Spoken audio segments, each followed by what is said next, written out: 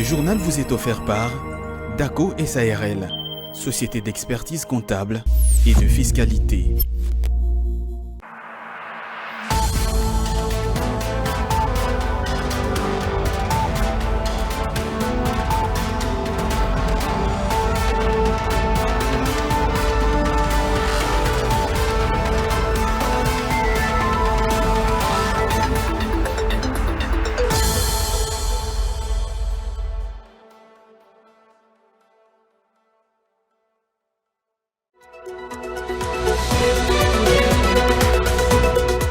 La délégation syndicale de la Société du transport au Congo a alerté ce mardi 13 février 2024 que le Transco est en manque d'approvisionnement en carburant depuis 48 heures déjà, une situation à la base de la perturbation de son réseau, à suivre dans ces journaux. Le gouvernement congolais, par le biais du ministère de l'Entrepreneuriat, lance ce jeudi 15 février l'opération de sensibilisation, d'identification et d'enregistrement de femmes micro-entrepreneurs pour les camps du projet Transforme RDC dans le but de promouvoir l'autonomisation de femmes et la création d'entreprises. Célébrer le riche passé de la radio, sa pertinence toujours actuelle et son avenir prometteur est le thème choisi pour la journée mondiale de la radio célébrée chaque 13 février. Dans ces journaux, vous allez suivre un professionnel de médias qui revient sur les atouts actuels de la radio et le défi des journalistes de rédaction de ces médias traditionnels.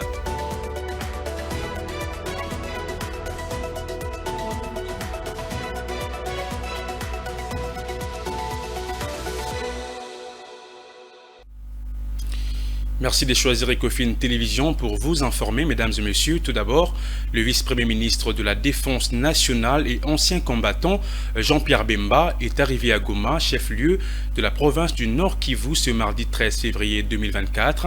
Une deuxième visite d'inspection en moins d'une semaine dans cette ville sous menace du mouvement terroriste M23. Face aux hostilités qui règnent envers la force de maintien de la paix de l'ONU MONUSCO, il a tenu à rassurer la population que cette dernière fait partie des opérations et que toute inquiétude était à dissiper. On l'écoute dans cet extrait. Non, je voudrais rassurer la population que la MONUSCO, avec qui nous sommes en réunion et qui fait partie des opérations, n'ait aucune inquiétude. La MONUSCO fait bien partie des opérations aux côtés des FARDC. Et je voudrais d'ailleurs leur en féliciter parce qu'ils font un travail remarquable. Je dis ça parce que je le vois et nous le testons. Ils sont à nos côtés et la population ne doit avoir aucune inquiétude. La MONUSCO sont nos alliés et travaillent à nos côtés. Je pense qu'il y a une mauvaise compréhension, certainement qui sont peut-être dues à des rumeurs qui sont fomentées, mais je peux vous dire et je peux vous attester que la MONUSCO est à nos côtés et combat à nos côtés. Ça a été discuté encore vendredi en Conseil des ministres. Et nous acheminons effectivement vers la levée de ce moratoire et nous allons certainement, comme nous l'avons demandé au président de la République, de pouvoir permettre à ce que nous puissions lever ce moratoire pour les questions de trahison au sein des forces de défense et de sécurité. La population de Saké doit savoir que tout est mis en œuvre, comme je l'ai toujours dit, pour la protection des populations de Saké, Goma et tous les alentours, et que l'objectif est de reprendre l'entièreté des territoires et de recouvrir l'intégrité territoriale. Je voudrais confirmer qu'effectivement, la SADC et les troupes de la SADC combattent aux côtés de FARDC, aux côtés de tous nos alliés, et que je vous confirme qu'effectivement, les éléments de la SADC arrivent tous les jours également, et ils se tiennent vraiment à nos côtés, et combattent à nos côtés. Des millions de dollars américains échappent au gouvernement congolais dans le secteur de mines artisanales. Révélation faite par le directeur général du service d'assistance et d'encadrement de mines artisanales et à petite échelle, Jean-Paul Kapongo, c'est à l'occasion de l'entretien qu'il lui a accordé le Premier ministre Jean-Michel Sama-Lukonde en marge du forum Mining Indaba qui s'est tenu en Afrique du Sud. Le détail. La République démocratique du Congo peine à retracer des millions de dollars américains dans le secteur des mines artisanales et à petite échelle. La raison, les difficultés d'ordre notamment financières liées à l'organisation du service d'évancé chargé de la canalisation des recettes issues de ce secteur.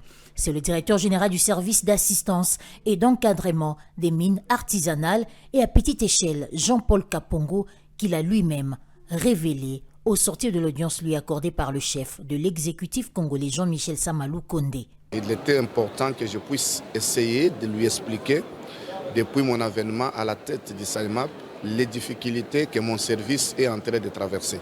Nous avons rencontré que les supports qui fait de ces services-là n'existent pas. Nous n'avons pas les règlements d'administration. Deuxième, c'est le problème des 16% qui est reconnu dans les codes miniers et là, c'est les frais même, c'est ça le fonctionnement même du service. Quand vous voyez aujourd'hui qu'il y a beaucoup de désordre dans les sites miniers, c'est parce que les SAEMAP, ces frais sont reconnus par l'article 198 du code minier et 402 du règlement minier qui pouvaient faire de sorte que nous puissions nous-mêmes encadrer les coopératives, avoir la même mise sur ces coopératives. Mais comme on n'a pas ces frais, aujourd'hui vous voyez beaucoup de coopératives vont vers les Chinois, vont vers les Indiens et ça crée les désordres et les dysfonctionnements. C'est plus de millions de dollars que nous ne savons pas, ça tombe entre les mains de qui. Le Premier ministre a par ailleurs promis d'apporter la solution à ces multiples problèmes. Pour mémoire, le SAEMAP est le bras séculier du gouvernement congolais pour les soutiens des mineurs artisanaux et à petite échelle. Je l'annonce au sommaire de ces journaux dans le but de promouvoir l'autonomisation de femmes et la création d'entreprises. Les gouvernements congolais, par le biais du ministère de l'entrepreneuriat, lancé jeudi 15 février l'opération des sensibilisations, d'identification et d'enregistrement de femmes micro-entrepreneurs pour le compte du projet Transforme RDC dans la ville de Kinshasa, Matadi, Goma, Bukavu, Bunia, Mbujimaï et Kananga pour une durée de 90 jours et se fera gratuitement. À l'issue de ces processus, 25 000 femmes seront formées et accompagnées afin d'accroître leurs activités. On écoute à propos le ministre de l'entrepreneuriat, Désiré Ndinga.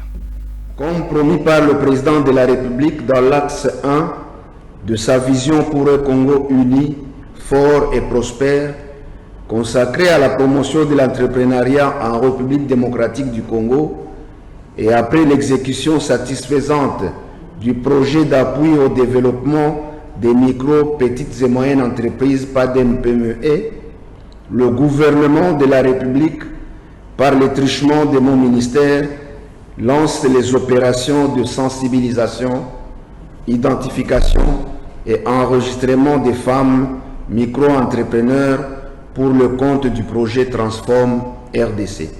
Cette activité débute le jeudi 15 février 2024 dans la ville de Kinshasa, Matadi, Goma, Bukavu, Bunia, Mbujimaï et Kananga pour une durée de 90 jours. Et elle se fera gratuitement. À cet effet, j'invite toutes les femmes qui opèrent dans les secteurs de l'agro-transformation, la petite industrie et les services à valeur ajoutée à se faire identifier à travers leurs regroupements, associations et autres structures d'encadrement des femmes micro-entrepreneurs. Ce n'est qu'à l'issue de ce processus que 25 000 femmes parmi les 50 000 enregistrées seront formées et accompagnées par le coaching, la dotation en équipement et l'accompagnement technique afin d'accroître leurs activités. De plus amples informations seront partagées pendant la campagne de sensibilisation prévue à cet effet et sur le site web du projet Transforme. Dans l'optique de raffermir le lien professionnel entre agents, la Société d'expertise comptable, de fiscalité, d'audit et de commissariat au compte d'ACO SARL en sigle a organisé le lundi 12 février au Pullman Hotel une cérémonie d'échange des vœux. L'évaluation de la précédente année et les perspectives pour la nouvelle étaient au centre de cette chaleureuse rencontre. Igor Biwaka et Joe Manana pour le reportage. C'est dans une atmosphère de convivialité et surtout de fraternité que se sont réunis les agents de la société comptable et de fiscalité d'ACO SARL. La salle Kassai au Pullman Hotel a servi de cadre d'accueil de cette magnifique rencontre, axée principalement sur l'échange de vœux entre le personnel de cette société. Après la prière d'ouverture animée par les directeurs gérants de la dite entreprise, signe du go de la cérémonie, les mots de circonstance furent tour à tour prononcés par les responsables de chaque département, à savoir le personnel, la fiscalité, la comptabilité et les commissariats aux comptes. Les décors ainsi plantés, Madame Nanou Mukawa, directeur gérant de DACO, a rappelé dans son speech l'objet de cette manifestation devenue une coutume. À l'aube de chaque nouvelle année, DACO organise habituellement une cérémonie afin d'échanger mutuellement et professionnellement sur les axes du déroulement du travail. Ce avant de s'étendre sur les perspectives inscrites comme cheval de bataille. Mon cheval de bataille pour DACO a toujours été clair et précis auprès de tous. Respecter le modus vivendi professionnel de DACO, valoriser et œuvrer au quotidien pour la satisfaction de nos clients. Rechercher le mérite personnel et individuel. Considérer mutuellement les attributions et les responsabilités confiées à tout un chacun de nous. Garinzita, chef du département des commissariats aux comptes et expert comptable agréé à l'ONEC, est revenu sur la détermination à laquelle doivent faire preuve les agents des DACO. Je souhaite que notre cabinet continue à prospérer et de croire en tant qu'acteur clé dans les domaines de l'expertise comptable, de la fiscalité et de l'audit, ainsi que du commissariat aux comptes, bien entendu. Dans l'optique d'améliorer les rendements du travail des agents, le numéro 1 de DACO a remis, à titre symbolique, les clés des 2 bus chargés du transport de personnel. C'est là, bien après le moment d'échange de cadeaux, la séance photo suivie de la dégustation du gâteau. À retenir que DACO SARL est une société d'expertise comptable et de fiscalité qui loge en son sein 3 experts comptables agréés à l'Ordre national des experts comptables. Je l'ai également annoncé au sommaire de ces journaux. Depuis 48 heures déjà, Transco est en manque d'approvisionnement en carburant, a alerté ce mardi 13 février 2024 la délégation syndicale de la Société du transport au Congo, une situation à la base de la perturbation de son réseau. La réponse du gouvernement est attendue de toute urgence. Suivez. C'est un coup pour les usagers des Transco. Depuis 48 heures, la Société du transport au Congo est en rupture des stocks du carburant. Une situation dont les implications se font déjà ressentir dans la capitale congolaise. Préoccupée par la teneur de la situation, à la base notamment de la perturbation du réseau urbain, interurbain scolaire, la délégation syndicale de ces entreprises publiques a lancé sa sonnette d'alarme. La délégation syndicale de Transco s'interroge de la situation actuelle de l'établissement public. Depuis 48 heures, Transco connaît une rupture des stocks de carburant, avec pour conséquence, entre autres, la perturbation de son réseau urbain, interurbain et scolaire. L'implication du gouvernement est ainsi requise de toute urgence, voire celle particulière du président de la République, Félix-Antoine Tshisekedi. Ainsi, la délégation syndicale Transco demande au gouvernement d'intervenir en toute urgence pour pallier cette situation afin de permettre à cet établissement de l'État, devenu symbole de l'unité nationale, d'assurer sa noble mission, celle de faciliter la mobilité de la population qui souffre d'un sérieux problème de transport. Nous sollicitons par ailleurs l'implication personnelle de son Excellence, Monsieur le Président de la République, afin qu'une solution urgente et durable soit trouvée.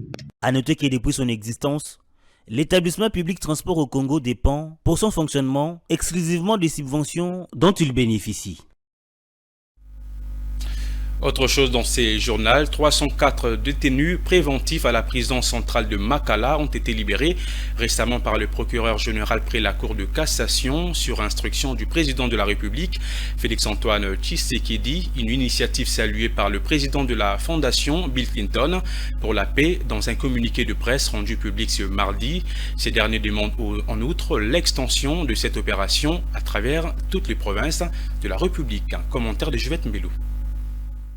C'est un ouf de soulagement pour la Fondation Bill Clinton pour la paix qui s'ébat au quotidien pour le désengorgement des prisons en République démocratique du Congo. La libération par mesure de clémence des 304 détenus préventifs à la prison centrale de Makala a réjoui Emmanuel Collet, président de cette fondation. À en croire ce dernier, cette initiative s'inscrit dans le cadre de désengorgement des prisons et au respect de délais d'arrêt tels que prévus par la loi dans les cours et tribunaux de la RDC. À noter que c'est sur instruction du président de la République, Félix-Antoine Tshisekedi Tshilombo, que le procureur général près la Cour de cassation a libéré ces détenus préventifs. Dans un communiqué de presse publié ce mardi, la Fondation Bill Clinton pour la paix demande au procureur général près la Cour de cassation d'étendre cette opération dans toutes les provinces de la RDC. Il demande également au premier président de la Cour de cassation de prononcer plusieurs dossiers d'arrêt en suspens dans sa juridiction.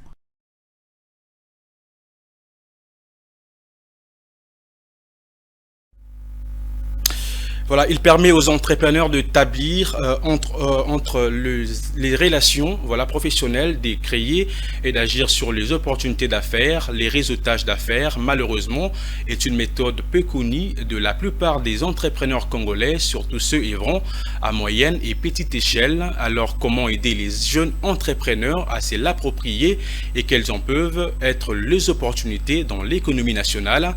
Les réponses dans les reportages de ces mardis de Divine Mwinde et Eddie Bouma. Beaucoup sont ceux qui entreprennent sans tout de même saisir les opportunités des réussites qui s'offrent à eux. Si pour certains, c'est par totale ignorance, d'autres par contre, c'est par manque d'informations suffisantes et adéquates.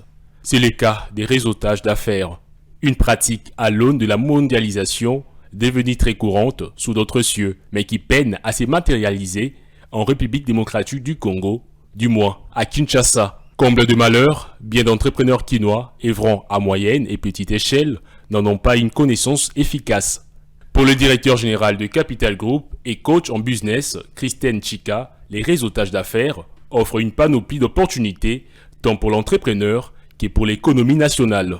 Un réseau d'affaires, c'est pas un groupe, mais c'est une opportunité que vous avez de pouvoir collaborer avec d'autres entrepreneurs. Du collectif, bien sûr, du cerveau collectif permet bien sûr de meilleures idées. Donc le réseau peut booster l'économie d'un pays lorsque les entrepreneurs se mettent ensemble pour collaborer.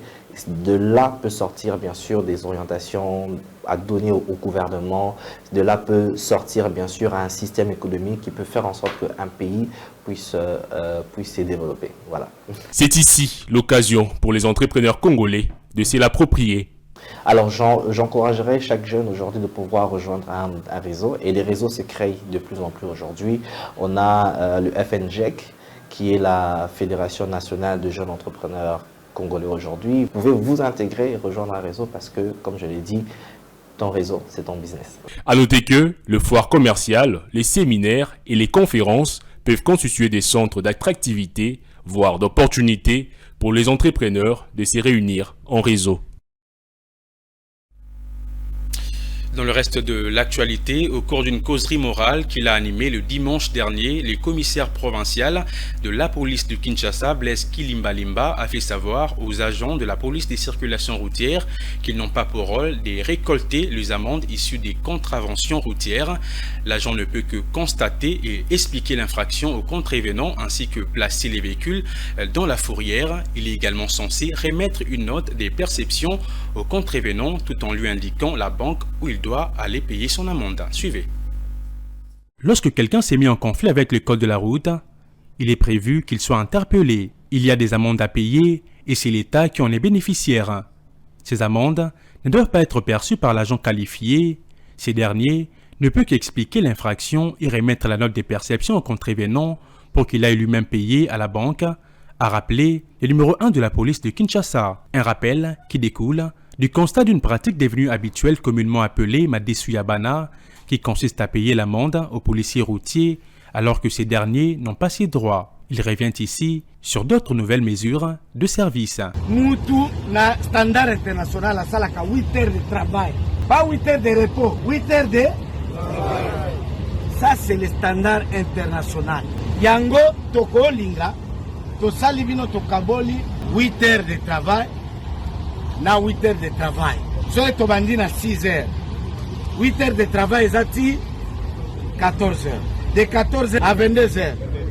Et comme il sous 8 heures de... Non seulement tu respectes la norme internationale, mais aussi tu collactes tes alliés organes. Et ça doit se faire par un ordre, un commandement. Commandant bataillon à PC doit être à mesure de kotanga batunaye, peut imposer 8 heures de travail et il ne sera pas dans le fond. Le commissaire Blaise Kilimbalimba a en outre annoncé les redéploiements des agents de la circulation routière dans tous les carrefours de Kinshasa pour tenter de remédier aux embouteillages de ces derniers temps.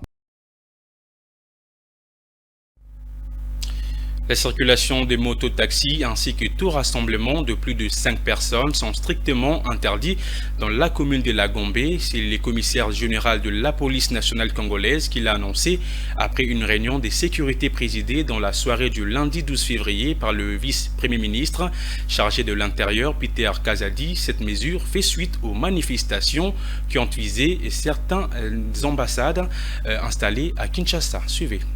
Plusieurs décisions ont été prises à l'issue de la réunion de sécurité présidée par le ministre de l'Intérieur. Parmi ces mesures figure notamment l'interdiction de tout attroupement de plus de 5 personnes dans la commune de La Gombe. En plus, les vendeurs ambulants et les enfants en rupture familiale, appelés Chégué, ne peuvent plus déambuler dans le centre-ville. Selon le commissaire divisionnaire principal, Benjamin Alonga Boni, toutes les mototaxis circulant dans le centre-ville seront saisis et leurs propriétaires placés en détention. Plusieurs dispositions ont été prises, notamment l'interdiction formelle de voir les motos circuler dans la ville. Toutes les motos qui seront retrouvées en ville seront d'abord saisies, ensuite le propriétaire ou l'utilisateur sera mis en détention.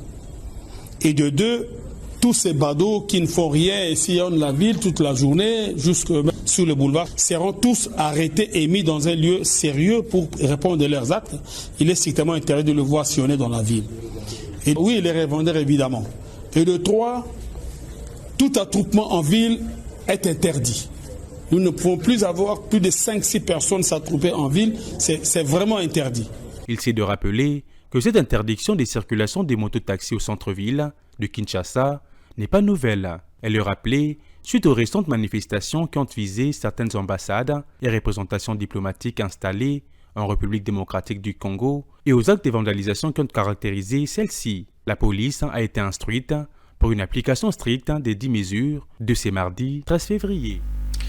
Célébrer le riche passé de la radio, sa pertinence toujours actuelle et son avenir prometteur est le thème choisi pour la journée mondiale de la radio célébrée chaque 13 février.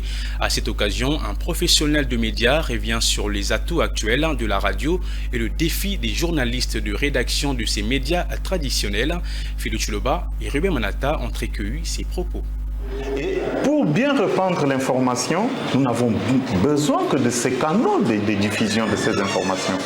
Et le média par excellence, qui est la radio, je l'appelle média par excellence parce que c'est un média qui est un média de cœur pour tout homme vivant sur Terre. Alors la journée d'aujourd'hui, la journée du 13 février, pour moi je veux dire que c'est une journée beaucoup plus spéciale. Elle est spéciale tout simplement parce que c'est une journée tout d'abord qui marque le centenaire de la radio.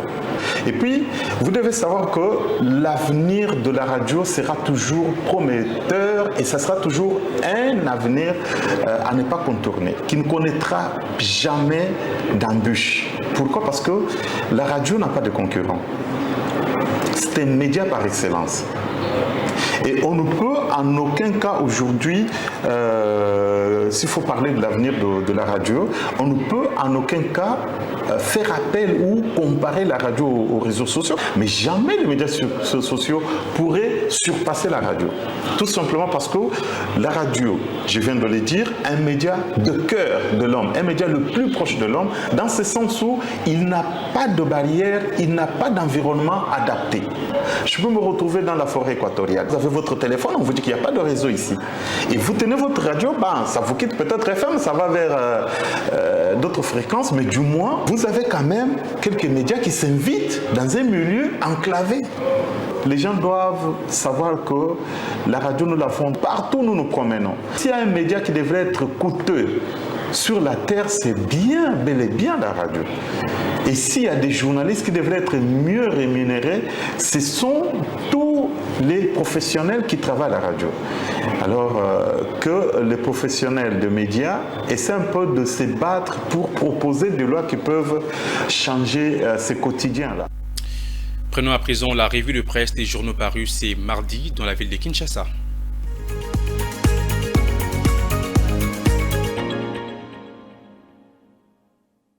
Mesdames et messieurs, bienvenue à tous dans cette revue de presse économique. Débutons cette revue de presse avec l'agence congolaise de presse qui titre à sa 8e page « Adoption du budget 2024 du projet d'appui à la connectivité et au transport ».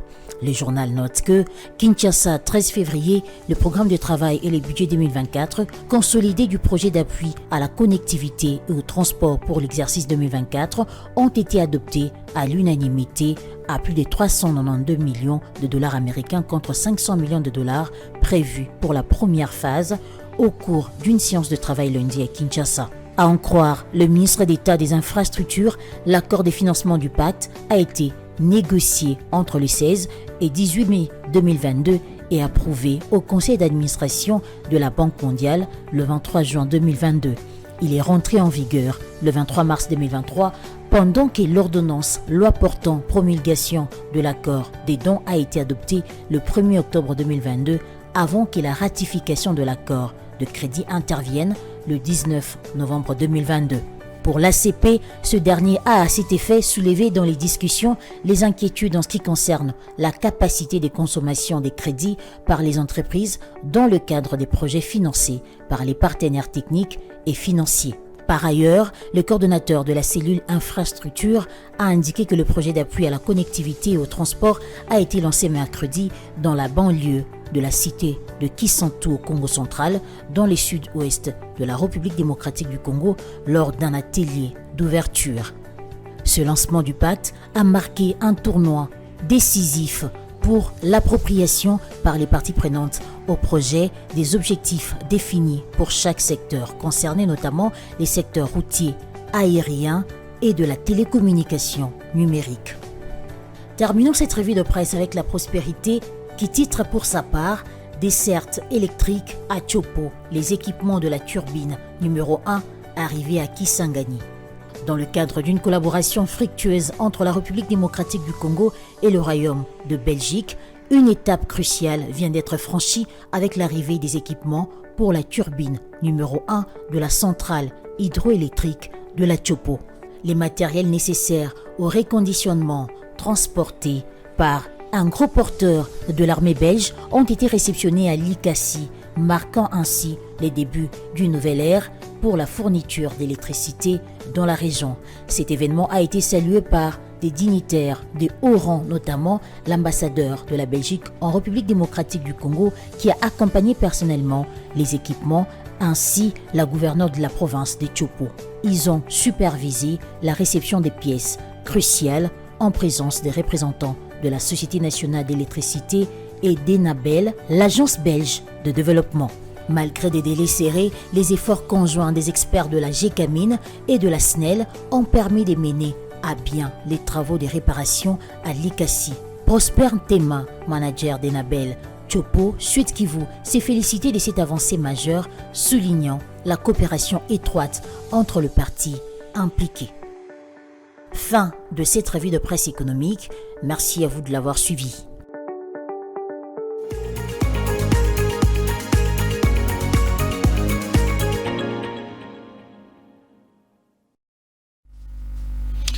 Et si vous nous avez pris en cours des diffusions, voici le rappel de titre.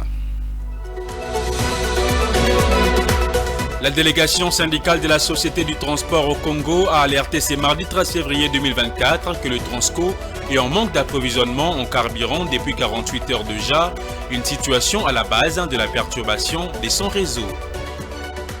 Le gouvernement congolais, par le biais du ministère de l'Entrepreneuriat, lance jeudi 15 février l'opération de sensibilisation, d'identification et d'enregistrement de femmes micro-entrepreneurs pour le compte du projet Transforme RDC dans le but de promouvoir l'autonomisation de femmes et la création d'entreprises.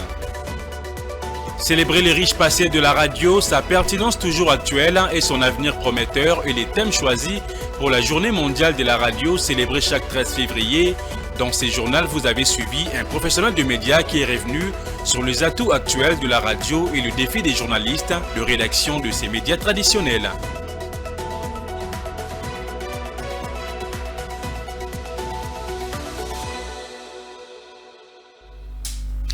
C'est la fin de ces journaux, mesdames et messieurs. Merci de l'avoir suivi.